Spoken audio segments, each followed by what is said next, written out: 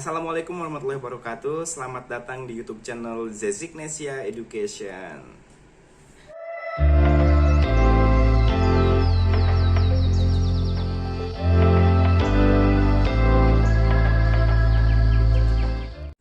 Oke, terima kasih banyak teman-teman yang sudah menyaksikan video saya, yang sudah komentar ya. Saya sangat senang sekali bisa membantu teman-teman, apalagi sekarang sedang pada persiapan untuk seleksi wawancara ya. Jangan sampai dalam seleksi wawancara ini kita kurang persiapan gitu ya. Lagi-lagi saya berbicara bahwa kalau wawancara itu memang harus ada persiapan. Nah, di sini saya akan coba sharing kembali masih topik tentang wawancara ya teman-teman, karena saya mendapatkan banyak sekali input ya ketika saya wawancara LPDP ini. Nah, video kali ini saya akan membahas tentang 3 kesalahan utama, bukan kesalahan utama sih, maksudnya 3 hal yang perlu dihindari gitu ya. 3 hal yang perlu dihindari ketika kita wawancara LPDP. Nah, kenapa demikian? Karena 3 hal ini terkadang membuat si pewawancara itu dalam artian menurunkan nilai kita gitu, yang seharusnya kita mendapatkan nilai yang bagus, yang seharusnya kita lolos, misalnya karena 3 hal ini gitu ya, kita bahkan menjadi tidak lolos atau misalnya mengecewakan dari pewawancara tersebut begitu. Nah, yang pertama adalah kita harus paham tentang esai kita gitu. Jadi sebelum kita wawancara, biasanya pewawancara itu dia menanyakan sesuatu itu berdasarkan dari tulisan yang sudah kita buat gitu. Nah, benar-benar kita harus pahami gitu, jangan sampai apa yang ditulis di esai itu berbeda dengan yang disampaikan ketika wawancara gitu. Misalnya begini, kontribusi kamu setelah nanti lulus kamu mau jadi apa misalnya kayak gitu kan. Di esai kita menulis misalnya mau menjadi seorang dosen begitu, tetapi ternyata faktanya ketika kita wawancara, karena kita nervous, karena kita bingung dan kita lupa, kita nggak baca esai kita, akhirnya bilang selalu saya mau menjadi pengusaha. Nah, itu kan 2 hal yang berbeda ya, nggak sinkron gitu. Bisa saja si pewawancara tersebut berpikir, wah ini siapa yang buatin esainya, jangan-jangan dia esainya bukan dia yang buat sendiri gitu ya. Atau bahkan misalnya, wah ini jangan-jangan dia nggak konsisten gitu ya dengan apa yang sudah dia tulis begitu. Jadi intinya kita harus membaca kembali esai yang kita buat gitu. Terus yang kedua misalnya tentang rencana studi gitu kan.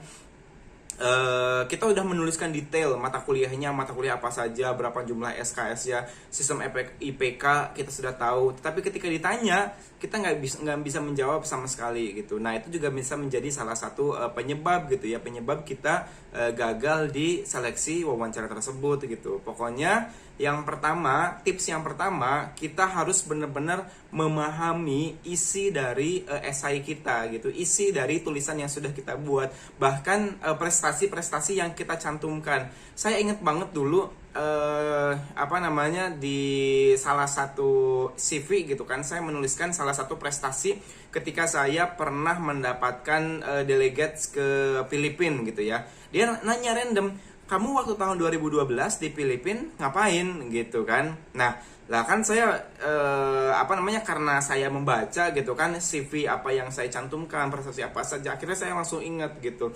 Nah, teman-teman, hal-hal seperti itu sebetulnya kita tidak berbohong gitu ya. Sebetulnya kita tidak berbohong, sebetulnya kita mencantumkan gitu ya apa yang ada di dalam esai tersebut atau apa yang ada di dalam CV tersebut. Tapi kondisi yang membuat kita, karena kita sedang nervous, karena kita sedang gemeteran, akhirnya kita lupa gitu ya. Wah, 2012 ngapain kita di Filipina gitu. Padahal kita pernah ada kegiatan tertentu. Nah, jangan sampai seperti itu ya. Jadi benar-benar kita harus memahami isi dari esai dan juga CV dari wawancara tersebut. Nah, lalu berikutnya, setelah kita mengetahui isi esai, ketika kita menjawab pertanyaan ini, langsung kita yang kedua ya, kita harus realistik gitu. Jangan sampai jawaban kita itu ngawang-ngawang. Misalnya begini, setelah kamu lulus, apa yang nanti akan kamu lakukan misalnya? Oh iya Pak, saya ingin menjadi Menteri Pendidikan, saya ingin menjadi Mendikbudristek misalnya, nanti saya akan merubah sistem pendidikan. Apa? Itu kan sangat jauh gitu ya. what is it gitu kan, itu sangat jauh gitu ya. Sangat jauh, dan yang diharapkan itu adalah setelah kita selesai studi gitu, bener-bener yang setelah kita selesai studi yang bisa kita capai gitu. Misalnya begini, oh iya Pak, saya setelah selesai studi misalnya saya akan kembali ke perusahaan tempat saya bekerja gitu kan. Di sana saya mengabdi sebagai divisi apa gitu kan. Yang akan saya lakukan adalah saya akan memberikan inovasi supaya perusahaan berjalan dengan lancar gitu ya, misalnya seperti itu.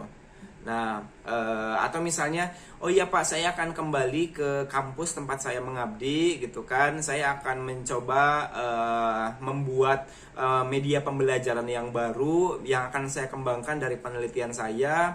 Atau misalnya saya akan mencoba membuat suatu penelitian dengan metode yang berbeda. Biasanya saya menggunakan kualitatif, misalnya saya akan mencoba menggunakan mixed method, karena disertasi atau misalnya tesis yang nanti akan saya tulis di luar negeri itu dengan menggunakan mixed method, yang mana itu belum pernah saya pelajari sebelumnya gitu. Atau misalnya oh ya Pak, saya ingin membawa budaya-budaya akademik di negara tempat tujuan saya, misalnya membaca jurnal, kemudian ada reading course gitu kan. Dan itu akan coba saya terapkan secara perlahan-lahan di tempat saya bekerja gitu. Jadi artinya kita boleh membawa budaya baru yang positif, tetapi kita mix gitu, kita menyesuaikan dengan kondisi yang ada di tempat kita bekerja gitu. Ya mau menjadi Mendikbud ya boleh, tetapi kan itu kan nggak realistis, artinya butuh bertahun-tahun, walaupun misalnya nanti teman-teman akan jadi Mendikbud misalnya, tetapi itu sangat jauh. Yang diharapkan oleh pewawancara itu adalah right after we graduate from the university gitu. Jadi setelah kita lulus langsung dari kampus, apa yang akan kita lakukan? Jadi benar-benar harus realistik gitu. Kalau misalnya kita mau mengembangkan sebuah aplikasi, misalnya, oh iya Pak, saya kebetulan riset saya itu di bidang pengembangan aplikasi Android misalnya. Jadi setelah saya lulus itu saya akan mencoba untuk mengembangkan aplikasi tersebut misalnya. Nah itu boleh, silakan. Jadi artinya step by stepnya itu jelas gitu ya, step by stepnya itu jelas, dan dan kita bisa gitu untuk melangkah membuat hal tersebut. Nah gitu ya. Jadi itu yang benar-benar realistik yang bisa kita lakukan gitu. Nah, sekali lagi kesimpulan yang kedua adalah benar-benar jawaban kita harus realistik dan jangan ngawang-ngawang. Lalu yang berikutnya, yang ketiga gitu ya, kita mencoba ketika kita menjawab beasiswa itu, kita jangan sombong. Nah, ingat ya, jangan sombong, lebih kepada etika. Dalam artian kita senyum gitu ya ketika menjawab, tidak menggurui gitu ya. Misalnya begini, saya ingat banget pada saat persiapan keberangkatan dulu ada yang bilang seperti itu, terkenal banget gitu ya. Apa yang membuat Anda unik dan harus mendapatkan beasiswa gitu? Well gitu kan, saya ini sudah diterima di Harvard gitu, yang mana itu adalah sangat susah sekali, orang-orang itu sangat susah untuk bisa diterima di Harvard, dan saya sudah mendapatkan LOA unconditional, makanya tidak ada alasan saya buat tidak diterima. Nah itu kan alasan yang sangat menyombongkan gitu ya. Walaupun ibaratnya bahkan tidak semua orang bisa, tetapi gunakanlah bahasa yang santun seperti itu ya. Gunakan bahasa yang santun dan tidak sombong gitu. Ya misalnya coba dengan bahasa seperti ini. Alhamdulillah setelah saya mencoba beberapa kali ke beberapa perguruan tinggi, saya diberikan kesempatan untuk bisa studi di University of Harvard gitu kan. Kebetulan saya sudah mendapatkan LOA dengan perjuangan yang tidak mudah seperti itu. Nah, saya berharap setelah saya nanti lulus, saya akan mencoba memberikan kontribusi, dan saya berharap akan setelah saya akan sharing dan banyak orang-orang lain yang bisa kuliah di Harvard juga. Nah, kan kalau seperti itu bahasanya lebih santun gitu ya, lebih tidak sombong, dan kita menekankan ada manfaat buat orang lain setelah kita lulus. Nah, ingat gitu ya. Jadi setiap kali jawaban itu ya harus ada harus ada kontribusi buat orang lain gitu.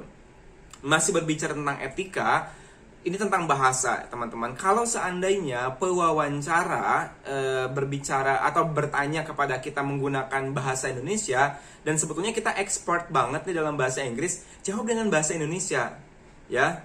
Jadi jangan kalau dia bertanya dengan bahasa Indonesia, lalu misalnya kita ingin menunjukkan, kita ingin show off gitu kan menggunakan bahasa Inggris, lalu kita tiba-tiba menjawab dengan bahasa Inggris. No, jangan.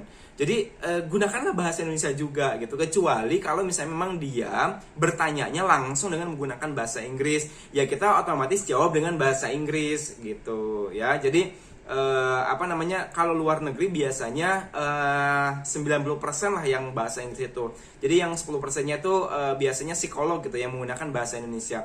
Kalau dia bertanya pakai bahasa Indonesia, jawab pakai bahasa Indonesia. Kalau dia bertanya pakai bahasa Inggris, gunakan juga bahasa Inggris. Jadi itu lebih kepada etika gitu ya. Nah, oke, kurang lebih seperti itu video saya tentang pengalaman atau misalnya hal-hal yang perlu dihindari ketika wawancara LPDP. Oke, thank you very much teman-teman. Kalau misalnya ada topik lain yang ingin dibahas gitu ya, yang baik tentang LPDP maupun beasiswa yang lainnya, ke depan saya berencana untuk mengundang beberapa teman saya yang memang dia penerima beasiswa juga, pengalaman studi di sana misalnya atau yang lainnya supaya lebih nyaman. Nanti saya akan coba undang dan bisa sharing di YouTube channel ini. Jadi silakan komentar di bawah topik apa yang perlu dibahas dan bisa di-sharing dan bisa bermanfaat buat teman-teman. Terima kasih. Assalamualaikum warahmatullahi wabarakatuh.